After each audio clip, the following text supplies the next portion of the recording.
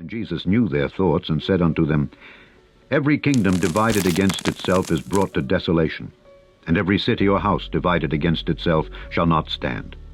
And if Satan cast out Satan, he is divided against himself. How shall then his kingdom stand?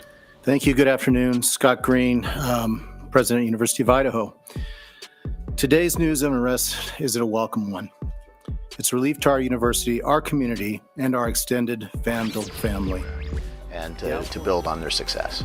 Every Vandal I've talked to has a personal story, how the University of Idaho elevated them, gave them opportunities that they thought were never possible. Idaho, Idaho, go, go, go.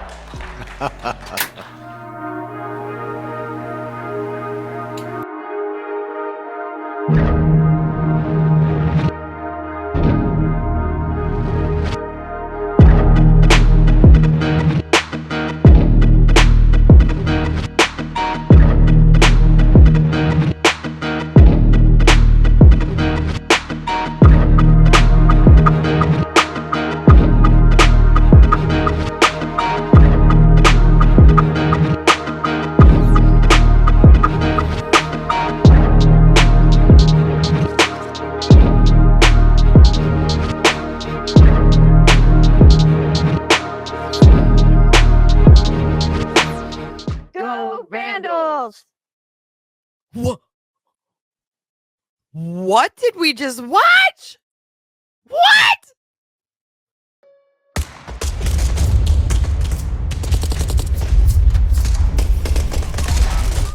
Is it a coincidence that Vandal means a person who deliberately destroys or damages public or private property?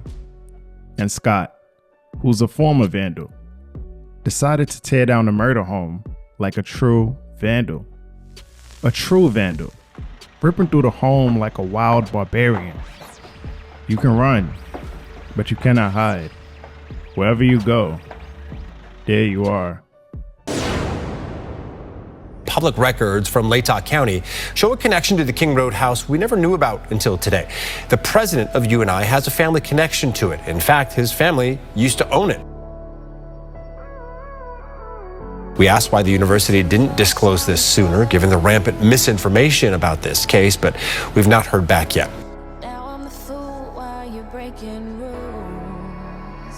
So in your experience, what is it that you saw when you showed up? Well, there was a lot of blood. It was, yeah. Did she tell you anything about anything that happened earlier or anything like that? I've just been here the past hour. Okay. Just trying to go to bed. They removed 2 mattresses that appeared to be blood-stained from the home where 4 Idaho students were brutally murdered. As Jonathan Hunt tells us, this comes as we learn more about how investigators are able to track down the suspect in the weeks leading up to his arrest.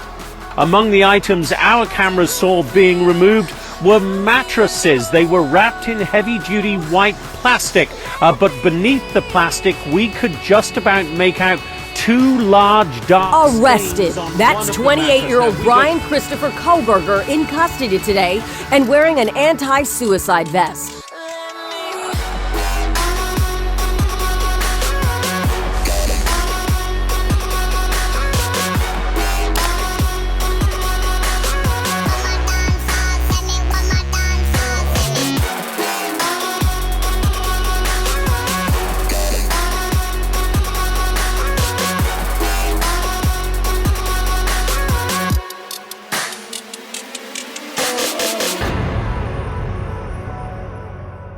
Around 3 a.m., Kohberger reportedly had a blank stare as he was arrested and also asked if anyone else had been taken into custody. All of the pain seems to follow, like a shadow dark and cold to the touch. Why does the University of Idaho call their student athletes Vandals? According to the University of Idaho, the name was given more than a century ago by a basketball team coached by Heck Edmondson. They received that name because of their ferocious and intense defense. That sports writers said they vandalized their opponents. Edmondson, a native of Moscow, Idaho, who graduated in 1910, coached the basketball team, which was then called the Vandals. He was also a member of the Kappa Sigma fraternity. Scott Green is also a member of the Kappa Sigma fraternity. Is that a coincidence? It seems like the people in power of appointed positions are always members of fraternities. These are Greek fraternities and sororities that comes from Greek gods and goddesses. Your mom said you're thinking about bailing on school. I'm not bailing on it. It's already accepted for the fall. Plus, Phi Sig is only rushing in the fall. Dude, are you in Phi Sig? I am, yeah. That's awesome. So what's up with Rush? Can anybody come out, or? Yeah, of course. Yeah, we actually got a party on Saturday. This is Phi Sigma Mu. We're gentlemen.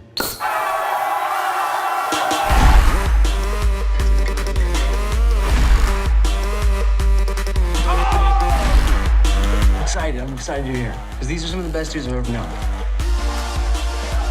You're gonna be Phi Sig, but we're gonna do stuff with our lives. Bro, they're not gonna let you in here just because you're my brother. You need to let them know you want to be here. Hello? Get your ugly goat ass to the house in 11 minutes or you're dead.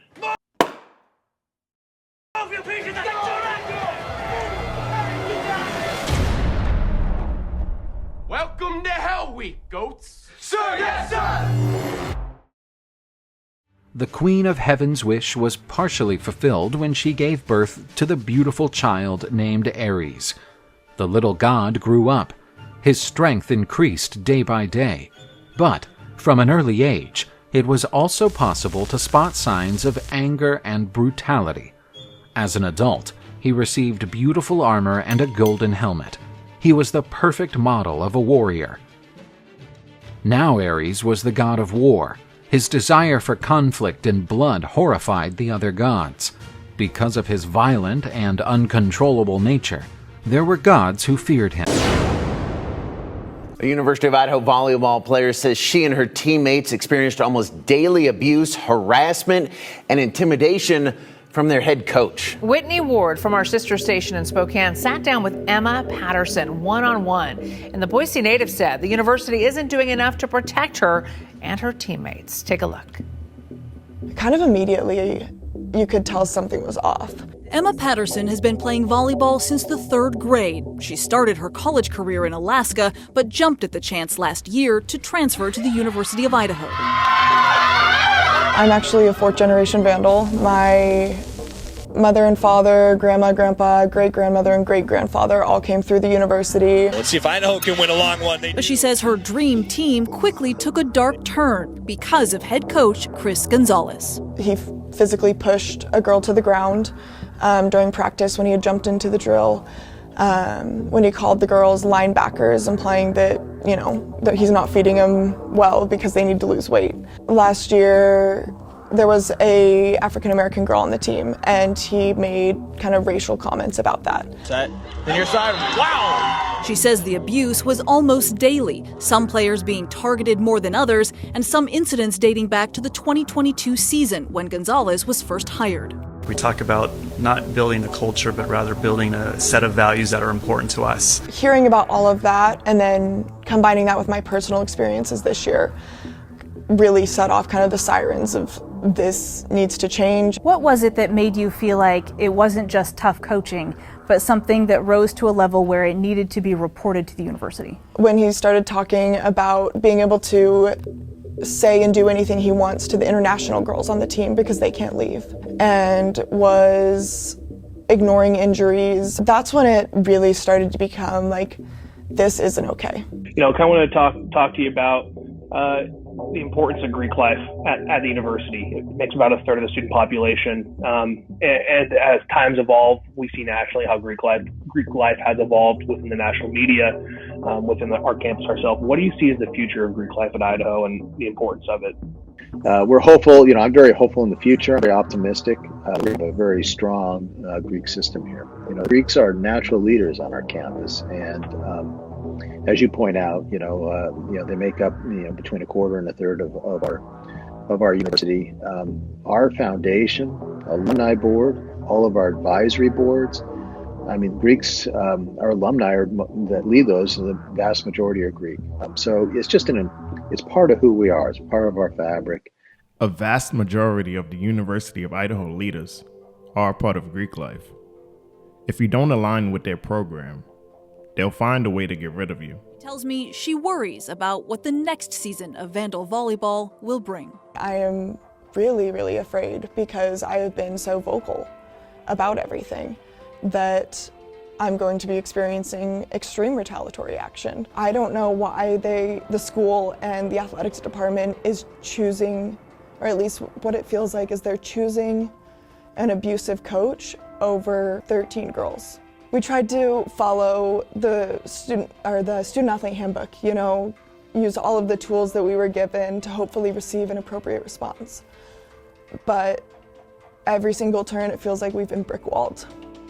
So where do we go now, Last October, Emma filed this official complaint with the university's Office of Civil Rights and Investigations, claiming things like body shaming, ignoring medical advice, and putting players at greater risk of injury, withholding food, and creating a culture of fear, humiliation, embarrassment, and intimidation. She also says at one point an assistant coach drove several players in a team van at almost 100 miles an hour. She shared this video with Creme 2 of the speedometer hovering just under 100. And when questioned about it later, Emma says the head coach dismissed their concerns and told the U of I athletic department that the women were making it up. Emma says the situation was so bad, the women asked that the official investigation be delayed until the end of the season. We were informed that our names would be released to the coaches as soon as the investigation started. And we were so worried about retaliation and our safety that we didn't want him to still be responsible for our care and know who we are. According to Emma's complaint here, she says more than a dozen players also endured similar abuse. And they often said that if they took those concerns directly to university officials to report it, they said they were often not taken seriously or sometimes outright dismissed. So I took those concerns to the top communications director here at the University of Idaho.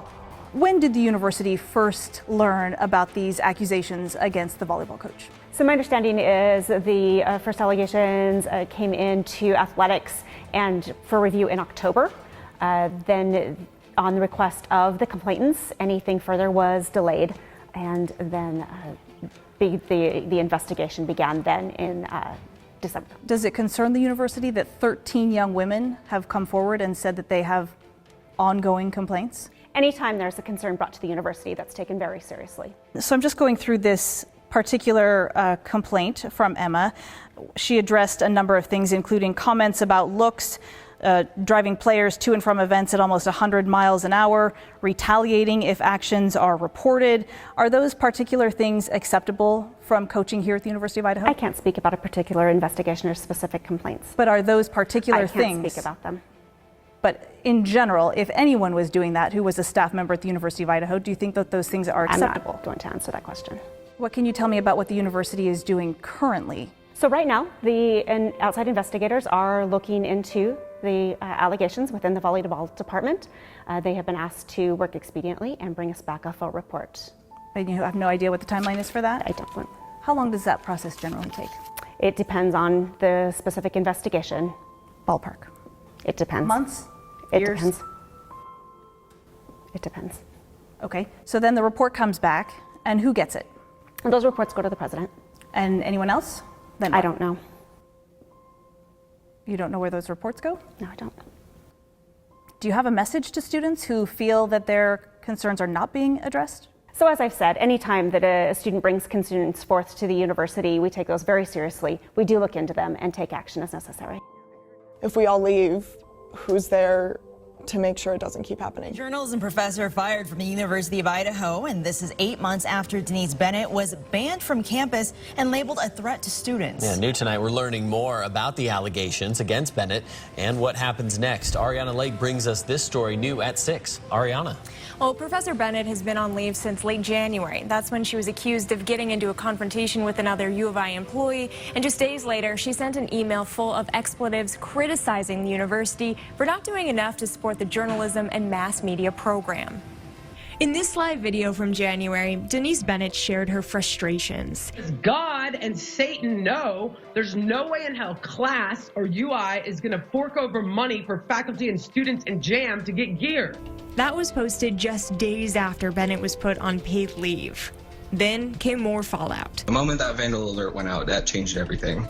The Vandal alert told students to call 911 if they saw Bennett on campus, accused her of using meth, and said she had access to guns. In a past interview with student Logan Finney, he defended his professor, saying that information was from a past police report, which never resulted in charges. It was an emotional punch to the stomach because it painted the complete opposite of this person that I've known for years, and has taught me so much. A dismissal hearings committee spent months looking into these claims. They found enough evidence to suggest the university fire Bennett. In a letter dated September 10th, the university's president agreed with the panel's findings, saying, in part, your separation from the university is necessary. Not everyone agrees, though. More than 1,000 people have signed a petition demanding Bennett be reinstated. Even though Scott agreed to tear down the Idaho murder home, stating it's a constant reminder of the heinous acts that went on inside of it and continues to draw unwanted attention. Yet he recently stated that he's publishing a book on the Idaho student murders. Scott Green is not your typical university president. As a former corporate CEO, he has written several books about business theory, but this newest book is different. We've been through 3 major crises in 4 years. It's why he and co-author Temple Kenyon came together to share their message. It speaks to a pretty broad audience because there's a lot of other information in there, whether you're a CEO or a leader or a manager. It really truly is a handbook. They both agree nothing could have prepared them for what would come in November of 2022. The brutal murders of 4 University of Idaho students just off campus. It was probably one of the saddest moments for this campus in our history, and to deal with that, was breaking new ground, I think, for all of us. But Green tells me it was critical to include those unprecedented challenges in the new book. It was an effort to make great decisions despite how emotional it was. Is it kind of a reality check, a sad state of reality that universities now do face crises on a regular basis? I mean, just this week, University of Nevada, Las Vegas. I mean, we hear about it all the time. This seems more relevant now than ever. It is sad. It's just, it's the time we're in. And, as we reflect on the book and as we talk about it, it's still hard to talk about for many in our community. But it's important that the story be out there and that people can learn from it. Never be afraid to tell your story and to share it, because you never know when your experiences can help other people through their experiences. Off of Nez Perce Drive on the University of Idaho campus, beneath the familiar water tower, its footprint is roughly the same as before. But this on-campus home is looking drastically different these days. Very unique project. The U of I has completed the University House. It's the official home of the school's president, located in the same spot, but with a notable rebuild. This is an amazing, amazing house. What are all of these sacrifices for? Why are they keeping things quiet? What are they feeding? There's something or someone begging for blood, and there's Idaho Greeks that continue to feed it. And in case you didn't know this, Idaho is the only state that specifically outlaws cannibalism. Still the case, nothing's changed there, but there was some concern after those who keep tabs on what's happening at the State House saw cannibalism, just that word, cannibalism, on the agenda, or the menu, as it were, for today. The committee will now reconsideration RS 31078. Representative Scott. In one of the most anticipated moments of the morning, thank you, Mr. Chairman. Republican Representative Heather Scott stepped to the podium in the House State Affairs Committee. RS 31078, cannibalism. And I know this seems like it's a heavy topic, actually. It might seem kind of gruesome, and it kind of is. Cannibalism is already a crime in Idaho, under a chapter titled Mayhem. Any person who willfully ingests the flesh or blood of a human being is guilty of cannibalism. It was passed in 1990 after a rash of unfounded satanic panic investigations in Idaho during the 80s. Representative Scott wants to add a line to that law. Anyone who willfully provides said flesh and blood to another person to ingest without that person's knowledge or consent is also guilty of cannibalism. On my last video, here's the top like comment coming from Sylvia Cruz. Let me know what you think about this in the comments below. Please give this video a like and a share. Thank you for watching. It's Casper West here, signing out.